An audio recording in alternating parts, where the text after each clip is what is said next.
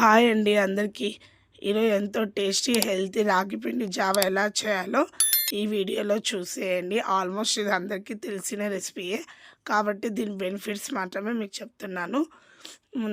రాగి పిండి జావ మార్నింగ్ పూట తాగడం వల్ల మనం ఆకలి అనేది వేయదండి. టిఫిన్ తినకపోయినా పర్లేదు. అలాగే రాగి పిండి జావ తాగడం వల్ల క్యాన్సర్ రాకుండా ఉంటుంది. అలాగే ఎముకలకి దంతాలకు కూడా మంచిదండి. అప్పట్లో పాతకాలం మన అమ్మమ్మ తాతయ్య కాలంలో ఎక్కువగా రాగి పిండి జావ కానీ అంబిలి కానీ సంగటి కానీ చేసుకొని తినేవాళ్ళు. అందుకే వాళ్ళు అంత స్ట్రాంగ్గా ఉన్నారు.